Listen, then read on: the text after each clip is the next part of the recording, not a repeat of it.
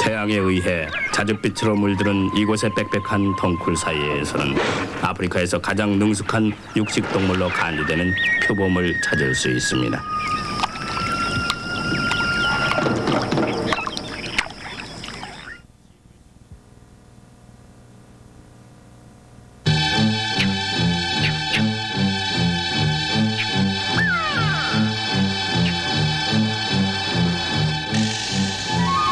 사냥은 새나 원숭이들의 위험 신호 소리 때문에 매우 어려워집니다.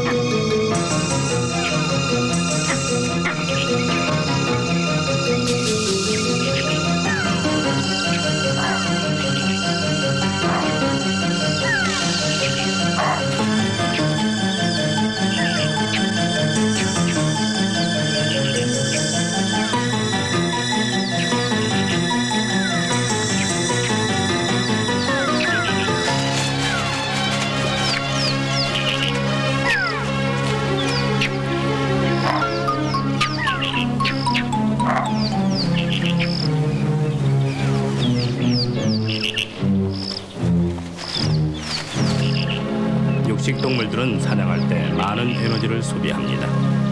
먹이를 잡는 일은 매우 힘들고 어렵습니다. 그리고 늘 성공하는 건 아닙니다.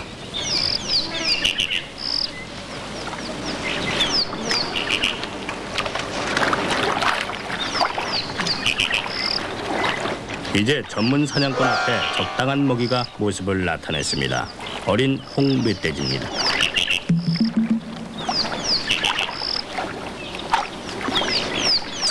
생존 경쟁에 극한 상황에도 불구하고 이것의 대주제는 자연의 치밀한 생태학적인 현상을 엿볼 수 있습니다. 보시면 식용남생이가 홍멧돼지에 붙어있는 이나 진드기를 없애주는 걸 볼 수 있습니다. 멧돼지가 물구덩이 속에 있을 때 해주는 것이죠. 공생관계에서 자립까지 삶의 모든 부분을 보여주고 있는 것입니다. 홍멧돼지는 보통 흰개미 집을 자신의 집으로 만듭니다. 표범은 그 집을 느긋하게 살피고 있습니다. 해질 무렵이면 멧돼지들이 돌아올 것을 알고 얌전히 기다립니다. 위장 상태에서 언제라도 뛰어나와서 덮칠 준비를 갖춘 상태로 있죠. 표범은 사냥을 혼자서 하기 때문에 자신한테 피해를 주는 상대에게는 되도록 멀리 피해 있으려고 합니다. 대신에 계산을 해보고 표적을 어린 홍멧돼지에게 두고 살핍니다. 다른 멧돼지들처럼 뿔이 없는 것을 선택한 거죠. 위장술을 쓰고 비밀리에 움직임으로써 목표에 가까이 다가갑니다. 마지막 연잎을 폭발적으로 달리는 목을 공격해서 숨통을 끊어 죽입니다. 신속하고 조용하게 죽이려고 노력합니다. 홍멧돼지를 다룰 때는 힘든 것이지만요.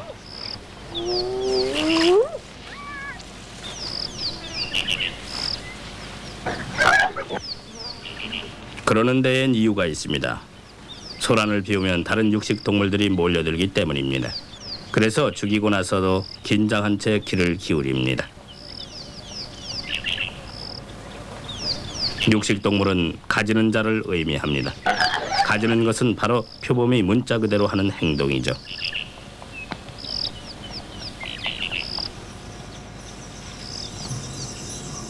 대부분의 사냥 활동은 밤에 이루어집니다. 그래서 촬영하기가 무척 힘들죠. 하지만 놀랍게도 조명에 놀란 동물이 없어서 이 신기한 아프리카 모험담을 찍을 수 있었습니다.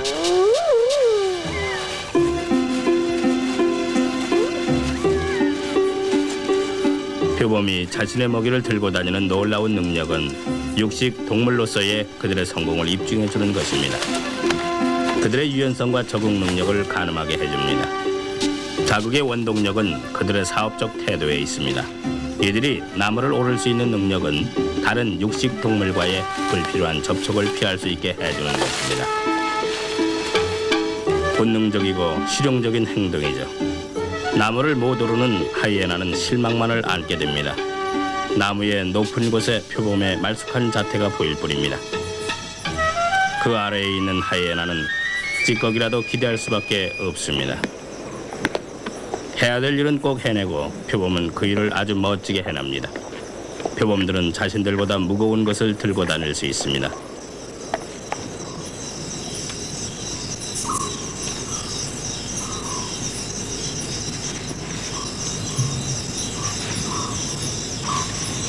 표범에게 사냥은 끝난 겁니다.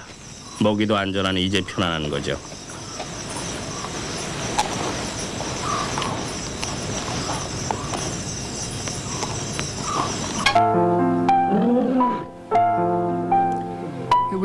자유롭게 태어나다라는 책을 쓴 조이 애덤슨에 의해 사자의 이미지가 왕자리에서 여왕으로 물러나는 데에 대해 알게 됐습니다. 용맹스러운 어미 엘사의 모험에 의해 수컷 사자의 이미지는 사람을 잡아먹는 야수에서 바가지나 긁히는 동물로 바뀌었죠. 책에서의 수컷은 종족을 늘리기 위한 이유 외에는 없어도 무방했습니다.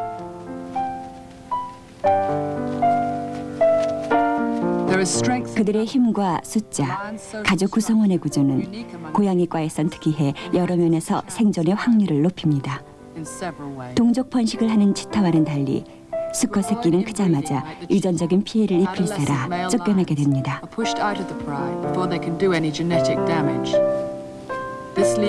사냥을 더 잘하는 암컷들이 이리해 스스로의 힘으로 새끼를 키우게 됩니다. 부모와 사냥꾼 역할을 차례대로 돌립니다. 그들은 서로의 새끼를 돌아가며 돌봐줍니다. 가족임을 서로 확인하면서 서로 간의 동일성을 확인하게 되죠. 놀이 시간도 중요합니다. 새끼들이 자라면 사냥의 기초 원리를 가르치게 됩니다.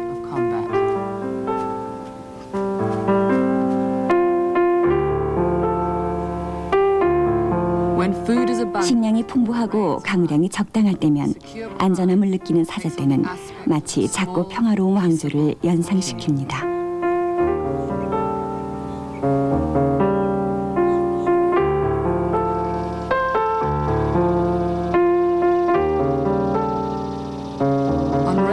아주 드문 경우에 암컷은 홀로 있게 됩니다. 새끼들이 너무 어려 동행할 수 없게 되자 뒤처지게 되는 것이죠. 보호막인 사자떼가 없어지면 그녀는 쓰러진 나무 빈속에 새끼들을 넣어 적들 그리고 수컷 사자로부터 피해 있습니다.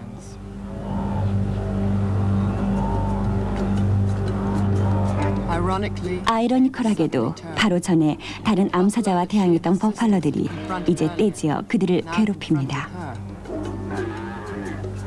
약간의 싸움 후 그녀는 새끼들로부터 들소떼를 몰아냅니다.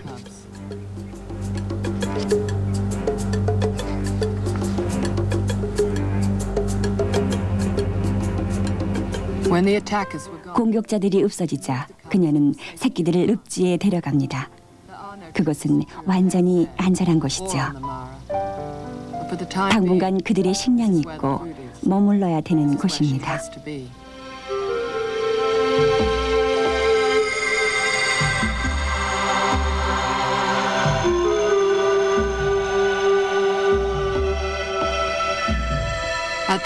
바로 이럴 때야말로 먹이를 구하는 것과 새끼를 보호해야 하는 갈등 상황이 전개됩니다. 다른 위험의 요소도 출현합니다.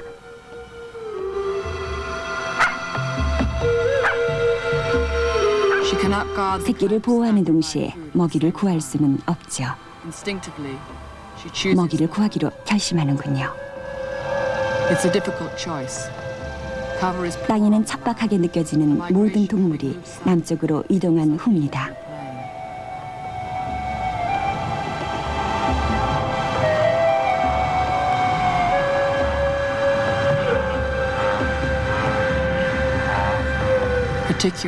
혼자 사냥하는 암컷에겐 더욱 힘든 상황이죠.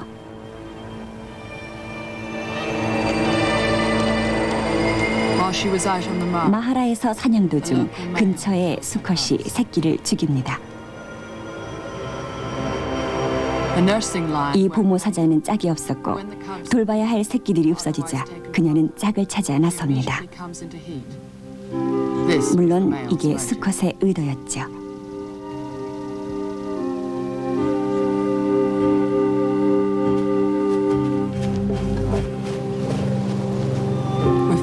식량도 풍부하고 천적들이 다 사라지자 그들은 여유 있게 사랑놀이를 시작합니다.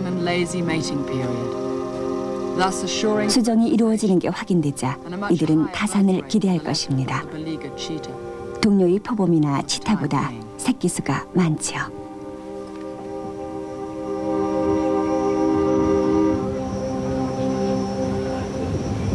사자는 혼자서나 떼를 지어 사냥하죠. 먹이를 포착하면 최대한 가깝게 달려가 간결하고도 확실하게 덤빕니다.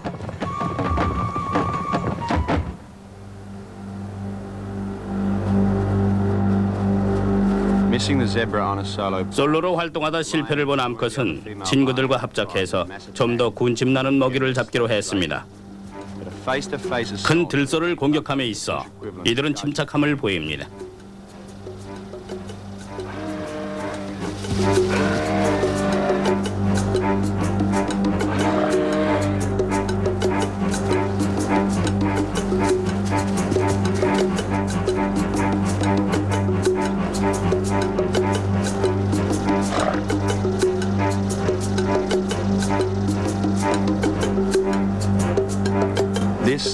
이 암컷은 영양을 잡기 위해 기회를 보고 있습니다.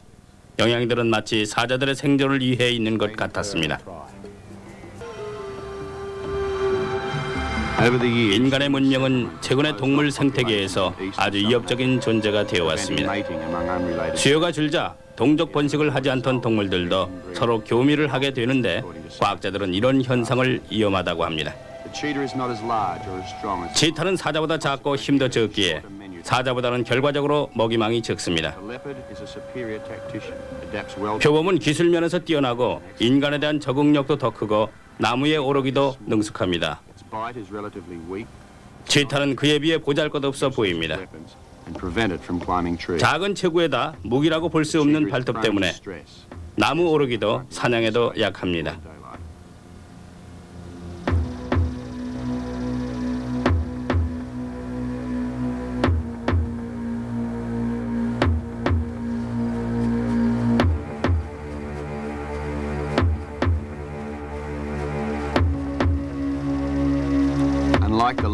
치타는 벌판에서 그리고 대낮에만 사냥을 하는 스트레스가 있습니다. 사자와 표범과는 달리 치타는 죽은 고기를 싫어하며 최소의 노력으로 싱싱한 먹이를 구하려 합니다. 이런 단점에도 불구하고 치타의 시력은 뛰어나고 청각이 두드러집니다.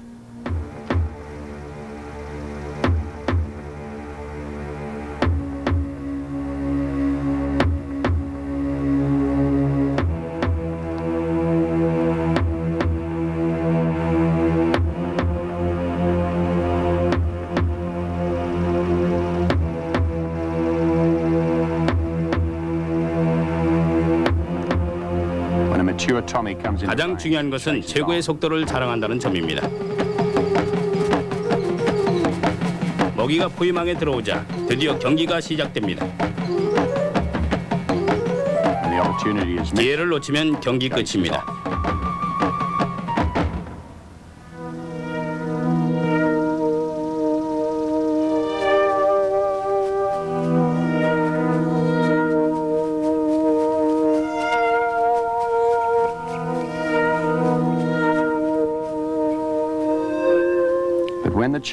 치타가 자기의 이상적인 먹이를 점 찍으면 생존을 위한 치명적인 계산이 그의 메커니즘을 작동시킵니다.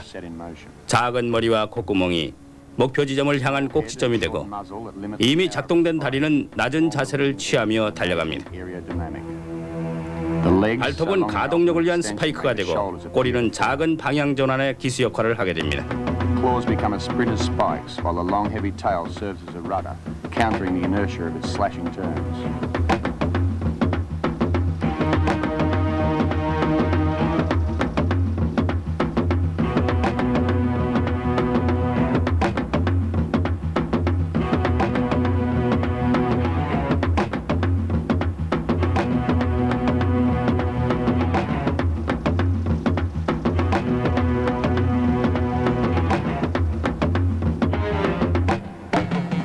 Gazelle is programmed to 가젤 역시 적을 물리치는 기법을 알고 있습니다. the big cat. 큰 고양이들을 떨구기 위해 몸을 틀어야 한다는 것도 압니다.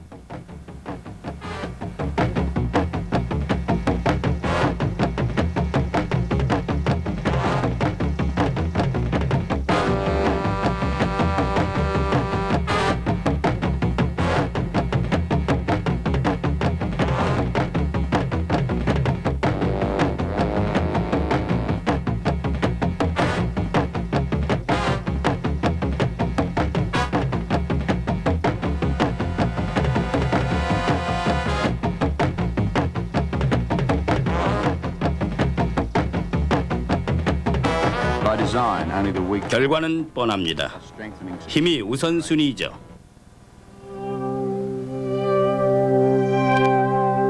death is as 모사이드 마라에서는 죽음이 곧 생명을 의미하기에 중요한 것입니다.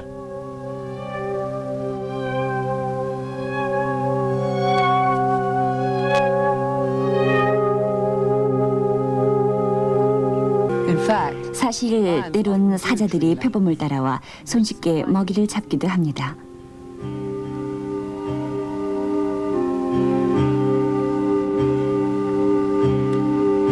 그러나 뺏어 먹을 게 없다는 것을 알자 이 암컷을 기다리기가 싫어진 모양입니다.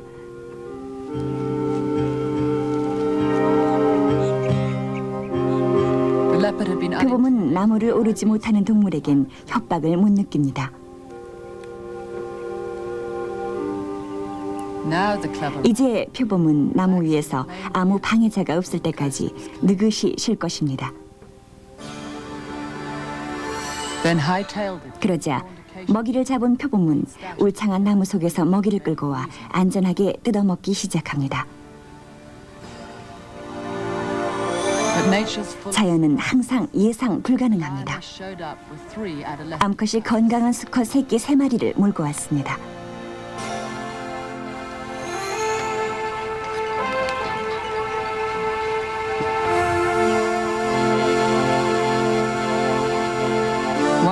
한 마리는 찌꺼기로 만족합니다.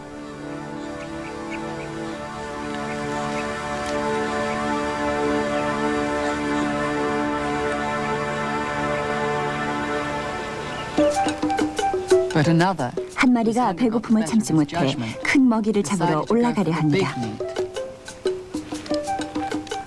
조심스레 그는 나무통을 타고 오르려 합니다.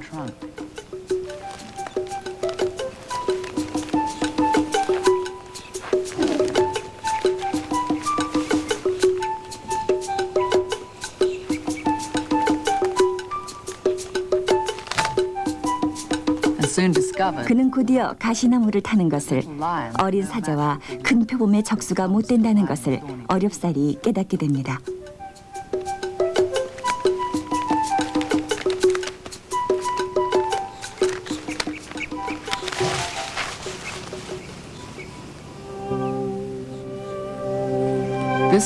이번엔 표범의 승리입니다. 물론 인간과의 경쟁에선 드문 경우죠.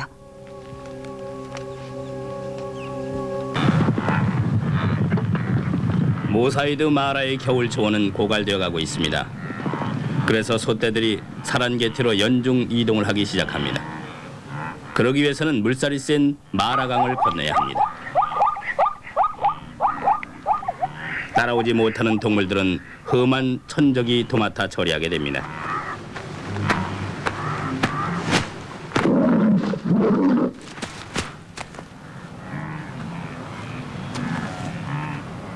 남는 먹이는 자연의 법칙에 따라 처리되고 자기 자신을 스스로 지켜야 합니다.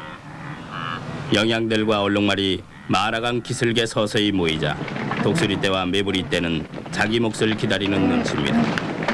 강을 건너야 할 때가 되자 이들 사이에서는 불안한 기운이 돕니다.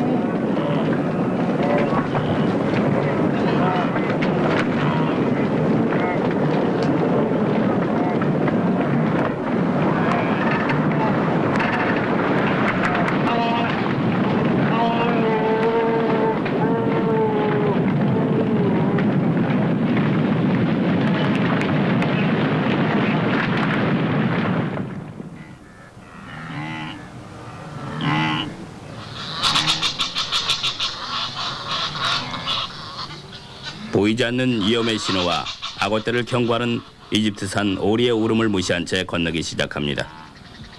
수백 년간 이 연중 행사를 해온 영양떼들을 상상해 보십시오. 가장 위험하고 안전한 길도 익히게 되기도 하지만 급류의 흐름은 항상 기운하기 때문에 올해 안전한 것 같은 경로를 위험지경으로 만들어 놓습니다.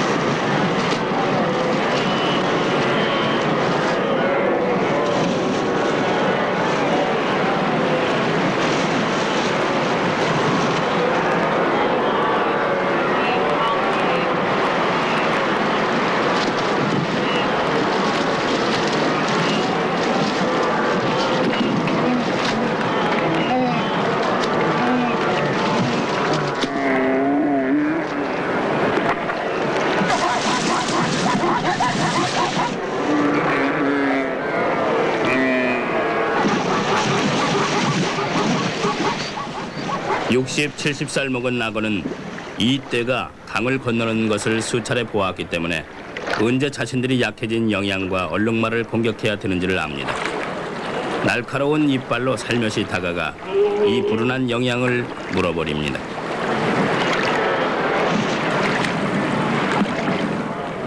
또 다른 악어가 얼룩말 떼에 다가서나 실패합니다. 악어는 먹이를 물고 360도를 돕니다. 지친 얼룩말을 익사시키기도 합니다.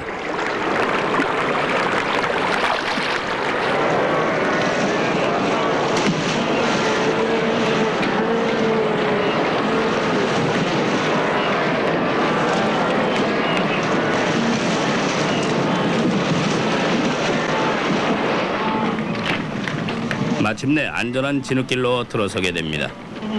이때 죄 깊은 암사자가 부상당한 먹이를 기다리고 있습니다. 여기서 수백 마리가 죽게 되지만 전체 숫자의 극히 일부에 지나지 않으며 이 시체들은 악어, 워터모니터, 메기, 수리의 밥이 됩니다. 죽음이 드리워진 이 광경은 생태계를 순환시킵니다.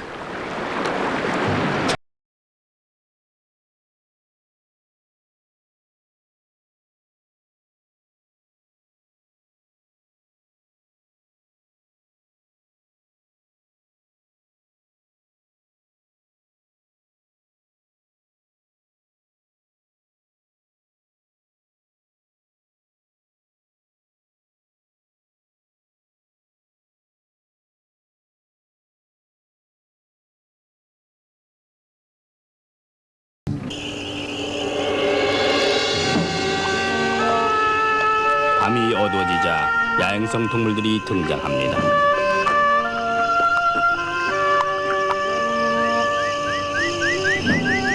부끄러움이 많고 비밀스러운 동물들이 숨기 위해 먹이를 구하기 위해 간혹 모습을 드러냅니다.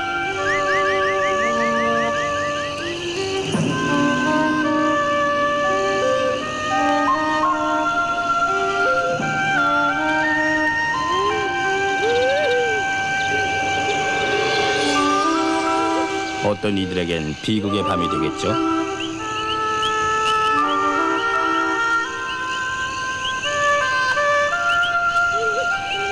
새끼 임팔러가 새끼 사자에게 잡히고 맙니다. 경험 부족 그리고 첫 사냥의 뿌듯한 그는 지와 고양이 놀이를 합니다. 살상은 중요한 일이지만 사자들은 우적합니다. 만약 나눠 먹기를 거부한다면 다른 사자가 그것을 빼앗아 버립니다.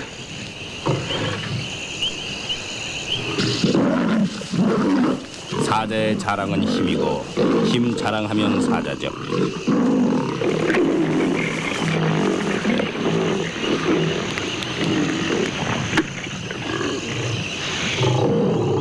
몇 시간 전만 해도 이 두 사자는 편히 쉬고 있었으며 서로 다정하게 굴었습니다.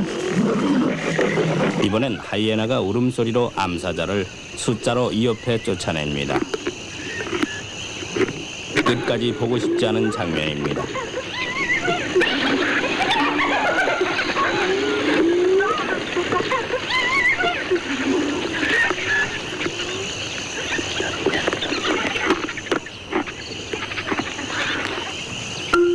밤이 깊어지니 용맹한 암사자에게 물린 어린 하이에나가 죽어갑니다.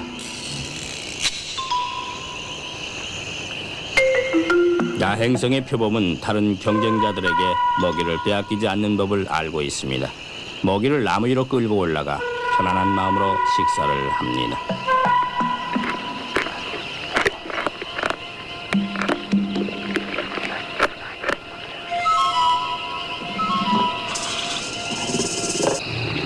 가는 사자에게 야행의 시력을 갖게 하는 비타민 A를 제공합니다. 빛에 예민한 눈은 눈 아래 하얀 선이 있어 빛을 더욱 반사해냅니다. 눈동자도 클 뿐만 아니라 축소 확대가 빨리 되는 동공이 있습니다. 먹이를 먹다가 부상당한 새끼는 죽게 됩니다. 자연의 선택의 결과는 이런 장엄한 사자입니다. 우연히 암컷은 수컷의 크기를 돋보이게 할 뿐만 아니라 싸울 때의 응원도 합니다. 꼬리 끝에 짙은 털과 귀 뒤의 털은 새끼들이 어미를 따라 다니는 데 도움을 주고 협력하여 사냥할 때도 도움이 됩니다. 여러 약탈자들의 사냥 기술을 비교해 보도록 하죠.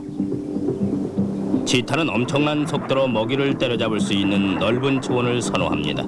작은 머리, 긴 다리에 유연한 척추 회전을 도와주는 가죽과 같은 꼬리가 이 동물로 하여금 지구에서 가장 빠른 동물이 되게 해줍니다. 시속 100km까지 나갑니다.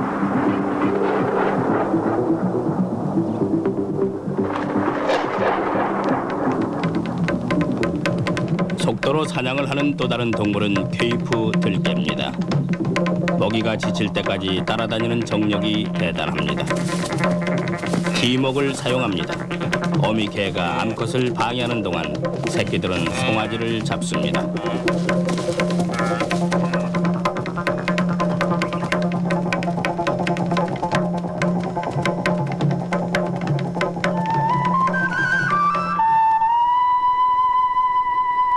사자가 치타만큼 날렵하진 못해도 단거리 경주에는 강합니다. 그러나 오래 달리게 되면 속도가 떨어지므로 먹이들은 도망칠 수 있게 됩니다. 사자는 생명이기 때문에 얼룩말과 땅을 구별하지 못할 뿐더러 한 마리에 집중 공격하는 것도 그에게는 어려운 일인 것입니다.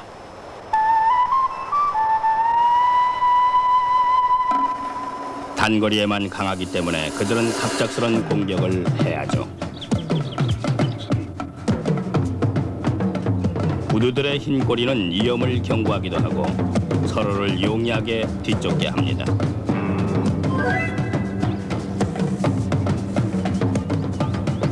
때로는 사자들이 사냥감을 쉽게 못 구합니다. 기아로 수가 감소됩니다.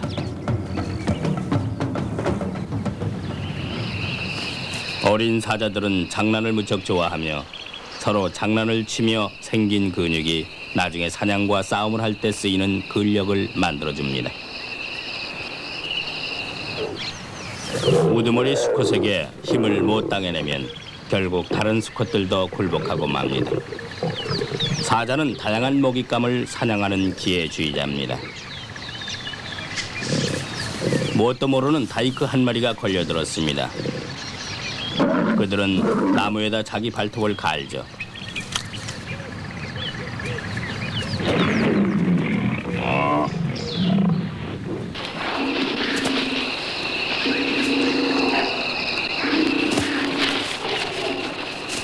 숨통을 조르는 그들의 거대한 이빨을 보십시오. 동시에 뇌로 피를 보내는 혈관을 끊어 되도록이면 빨리 죽게 합니다. 에티타 산맥에는 아프리카 새 중 가장 아름다운 독수리들이 살고 있습니다. 검정 독수리가 불청객에게 자꾸 눈길을 주며 태양 아래에 몸을 쬐고 있습니다. 예리한 눈을 가진 이 독수리는 3마일 떨어진 토끼 한 마리도 알아볼 수가 있었습니다.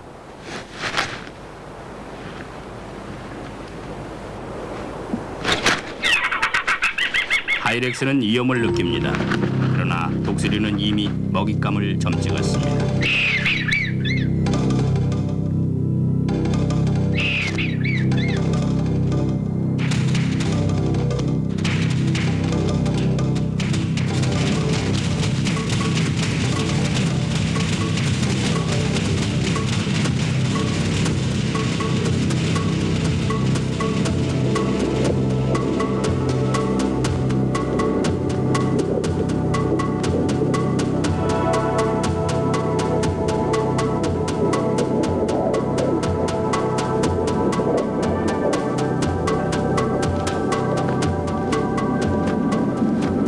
생태학의 개념으로 보면 독수리와 하이렉스의 관계는 균형이 잡혀 있습니다. 빨강 구리의 옥스패커들이 이곳엔 풍부합니다. 노란 옥스패커들도 한땐 많았으나 이젠 멸종돼 가고 있습니다. 소떼를 죽이기 위한 독대물이죠. 구리, 발톱, 뻣뻣한 꼬리를 이용해서 주인의 몸을 빗질해가며 벼룩이나 여러 기생충들을 잡아먹습니다. 또한 주인에게 열린 상처로부터 피를 먹는다고도 합니다. 어느 학자들은 옥스패커들이 살균 효과를 가지고 있다고도 합니다. 옥스패커만이 이 동물로부터 혜택을 얻는 것은 아닙니다.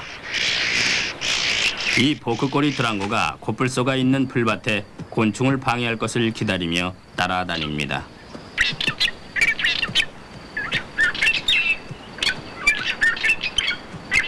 버추얼 스탈링도 같은 수법을 씁니다. 이 새는 땅에서 기다리죠. 파이드 스탈링은 양떼들로부터 하얀 학들은 소옆에서 기다립니다. 캐틀리 크랙은 곤충들만 먹고 살지만 세크리테리 새들은 영양들이 밟고 지나간 자국을 발로 훑으며 찾아냅니다. 기린 한 마리가 바위에 미끄러져 넘어지더니 일어나지 못했습니다. 17피트 정도의 1리터나 되는 기린이었습니다. 세상에서 가장 큰 동물이 6인치 남짓되는 얕은 물에서 익사하는 것을 지켜보고 있을 수밖에 없었습니다. 이 동물 하나의 죽음은 수많은 생명을 유지케 하는 것입니다.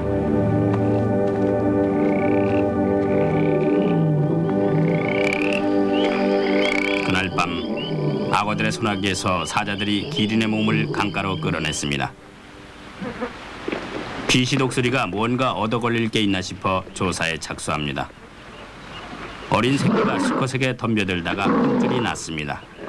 상승되는 온도에 따라 파리들이 아우성을 칩니다. 썩어가는 시체에다 수천 마리의 파리들이 알을 깝니다.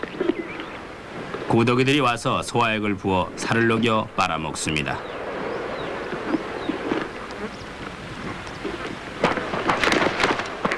그 외의 동물은 차례를 기다리고 있습니다.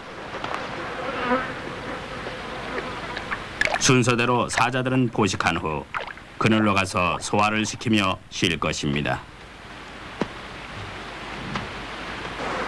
즉시에 도마뱀이 달려들었습니다.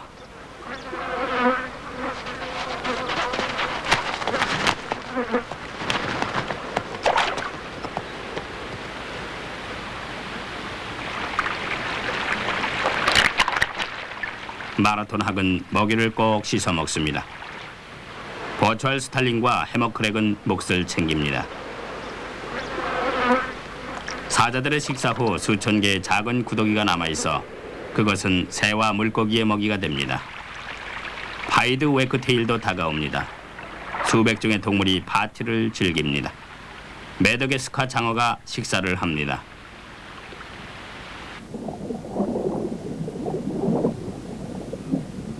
진공청소기 마냥 마블들은 구더기를 빨아먹습니다. 16피트나 되는 악어도 서서히 참석합니다.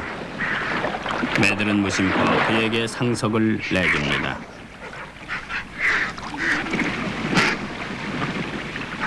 열일곱 살짜리 악어의 60여 개 되는 이빨은 평생 동안 정기적으로 새로 납니다.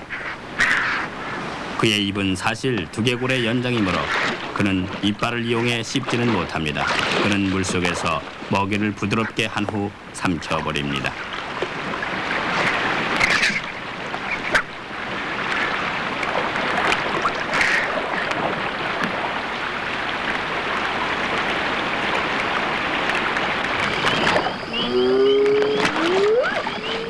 밤이 되자 더 힘이 나는 악어떼들이 남은 시체를 물속으로 끌어들입니다. 이로써 자연의 순환이 완성됩니다.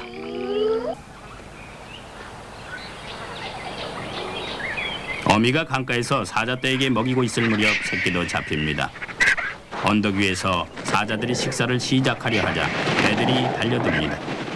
사자들은 식사감을 지키려 하나 매들은 점점 떼거지로 몰려들어와 숫자로 밀어붙이며 배짱을 부리고 있습니다.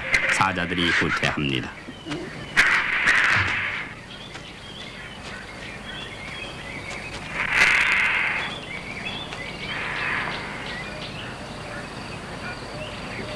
놀랍게도 죽은 기린의 패거리로 보이는 떼가 밀려와 마지막 존경을 표하고 있습니다.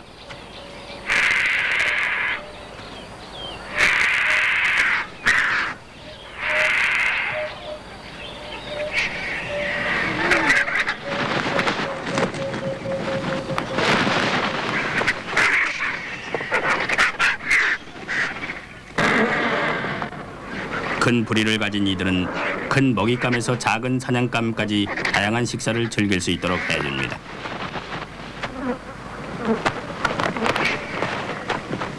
큰 부리를 자랑하는 또 다른 종류의 매는 케이프 매입니다.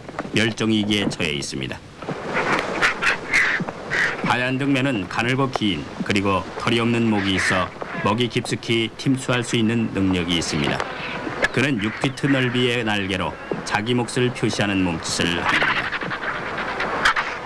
하얀 매들은 신경이 날카로워져서 서로 난투극을 벌이기도 합니다.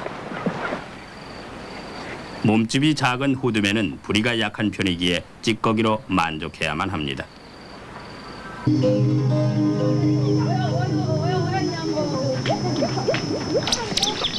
아프리카에서는 300만 명 이상의 사람들이 나무를 태워 열 에너지를 소비합니다. 마을의 필요량을 채우는 것은 여자들의 끊임없는 일거리입니다. 나무꾸러미 속에는 코브라 한 마리가 동면을 하고 있었습니다. 방해를 받은 게 화가 나 있습니다. 주위의 움직임에 반응하면서 이 코브라는 공격자의 눈에 독을 쏘게 됩니다.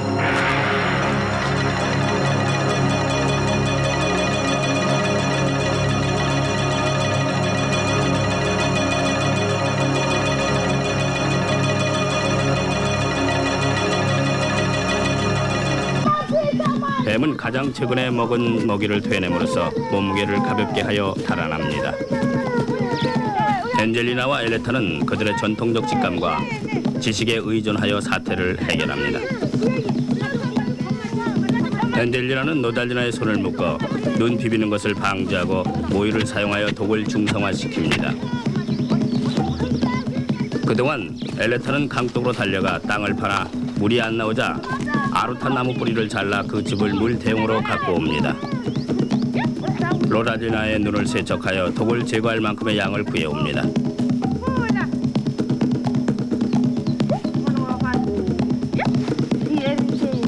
남은 일은 마을로 그녀를 데려가 회복하기를 기다리는 것뿐입니다.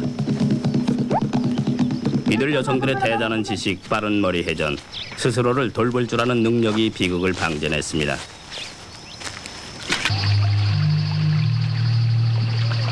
하지만 야생의 삶이란 안정성이 없습니다. 수천 년의 진화 과정에서 악어의 살상 능력은 거의 완벽에 가깝습니다.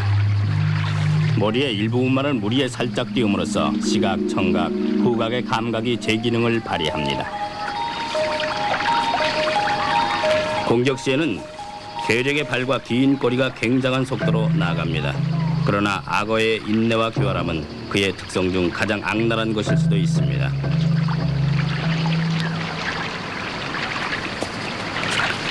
여인들은 다 집으로 돌아갑니다. 그러나 엔젤리나는 몸을 씻고 싶어서 혼자 남습니다. 그녀는 기본적인 숲에 불문율을 무시하고 있었습니다. 혼자 있는 것은 산 목숨이 아닙니다.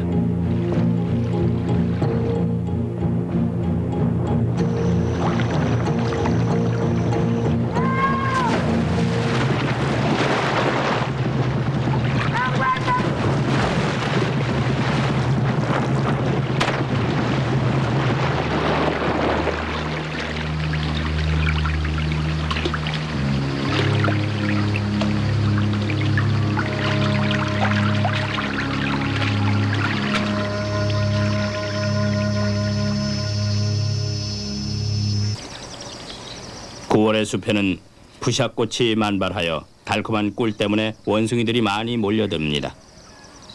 먹는데 정신이 팔린 원숭이들은 옆 나무에 있는 표범을 못 봅니다. 그중 하나가 혼자 떨어져 나가자 표범이 잽싸게 잡았습니다.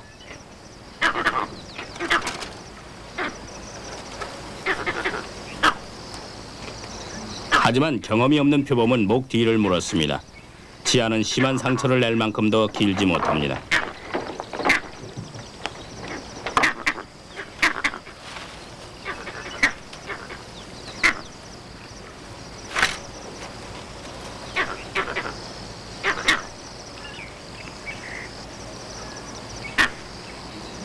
다음에도 그만큼 심각한 실수를 저지릅니다.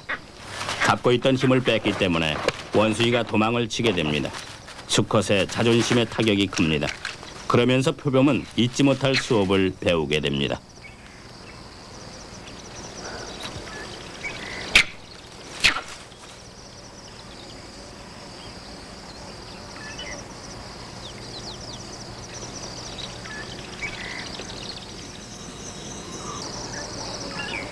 하이에나가 귀찮게 하는 바람에 표범은 나무 위로 올라갔습니다. 급하게 잡아야 했던 표범은 목 앞부분을 물질 못했습니다.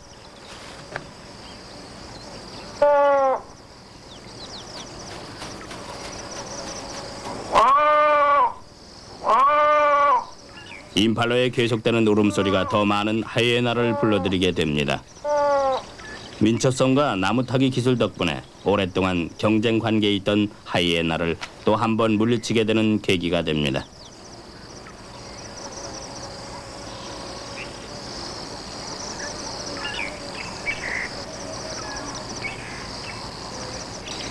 암컷은 근처에 있는 새끼들을 부릅니다.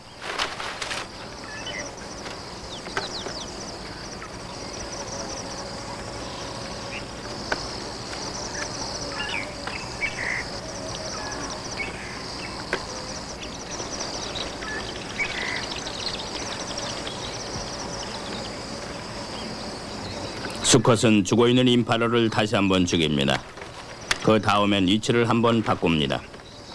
이 모든 게 나중을 위한 예행 연습입니다. 하이에나는 이게 가장 좋은 기회라는 걸 압니다. 새끼는 미숙하기 때문에 떨어뜨릴 수도 있기 때문입니다.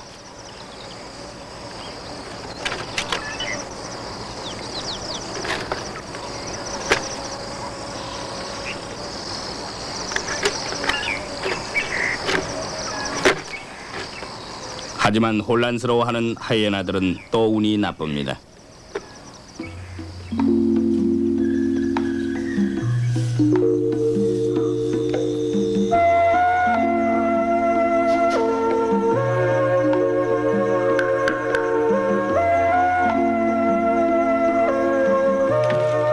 커가는 새끼들의 요구사항은 대단합니다. 새끼들이 아직도 그녀에게만 의존하고 있기 때문에 자신의 체력을 지키기 위해 일정량을 먹여야 합니다.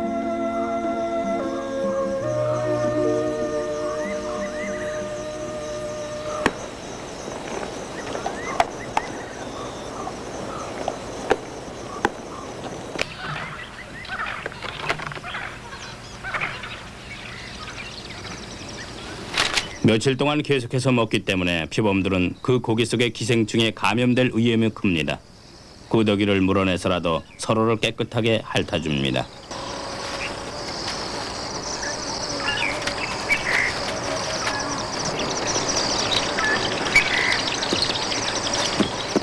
그 일을 마친 다음 그들은 물웅덩이로 갑니다. 어미는 물을 마시러 가기 전에 안전 여부를 살핍니다.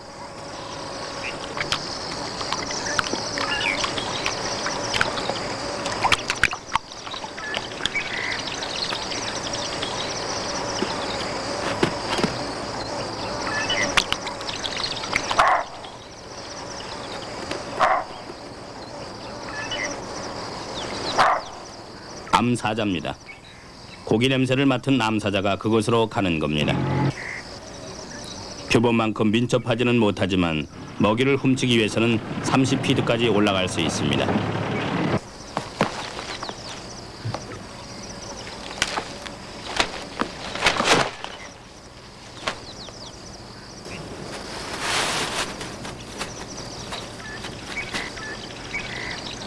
새끼들은 이제 12개월이 됐습니다. 어미와의 관계가 점점 멀어지고 있습니다. 머지않아서 어미는 그들이 독립하도록 놔두고 떠날 것입니다. 수컷은 어미보다 몸무게가 더 나갑니다. 그 남매는 작은 동물을 잡을 능력이 있습니다. 수컷이 암 임팔러를 잡았습니다. 원숭이를 잡던 때보다 겨우 5개월이 지났는데도 곧장 목을 물어야 한다는 걸 압니다. 조용하고 신속하게 죽일 줄 압니다.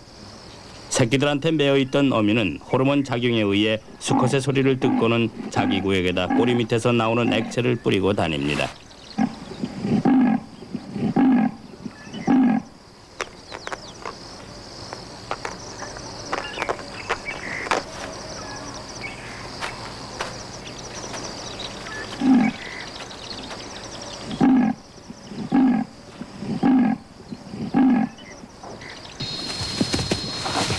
사냥에 나섭니다. 본능적으로 어른 들소들은 부상당한 새끼 주위에 원을 그립니다. 사냥꾼들은 먹이를 쏘기가 힘들어집니다. 그래서 부상당한 새끼 들소가 지쳐서 뒤떨어질 때까지 뒤쫓아가기로 마음먹습니다. 순간적으로 새끼가 혼자 있게 됩니다. 이 순간입니다. 엘머는 화살을 쏩니다. 독약은 즉시 효과를 발휘하게 되죠. 남은 화살로 끝처리를 합니다. 이 사냥은 침착, 인내, 고대 비법 지식이 어우러져 성공한 것입니다. 목 깊숙이 파고 들어간 철사줄을 즉시 빼내고 가죽을 벗기기 시작했습니다. 사냥꾼들은 마을 멀리 떨어져 있었습니다. 이 양의 고기로는 빨리 이동할 수 없습니다. 끈을 이용해 엘몬이 나무가지에 독수리를 피해 고기를 묶습니다. 그들이 없는 동안에 사자들이 고기 냄새를 맡고 다가섰습니다. 알려진 사실과는 반대로 사자는 먹이를 훔치는데 나무를 타는 것을 주저하지 않습니다.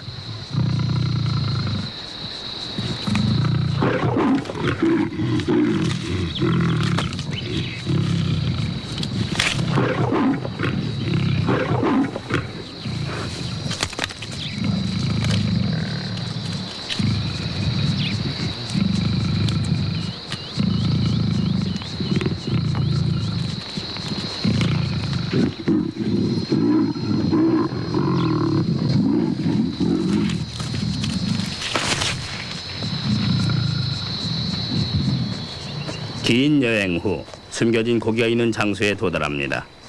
사자의 존재를 모르는 채 말입니다. 제법 큰 고기이기 때문에 사자들은 쉽사리 포기하지 않습니다.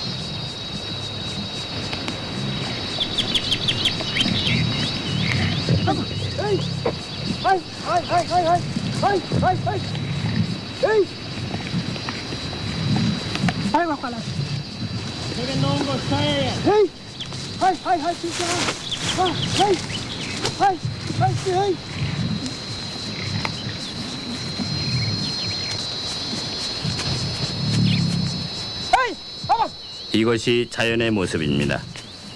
사냥하느라 그렇게 노력과 힘을 쏟았음에도 여전히 고기는 자기 몫이 아닙니다. 하지만 여기에도 철학이 있습니다. 잃을 때가 있고 얻을 때가 있는 법입니다. 어떤 날은 사자가 내 고기를, 다음은 내가 그들의 것을 앗아갑니다.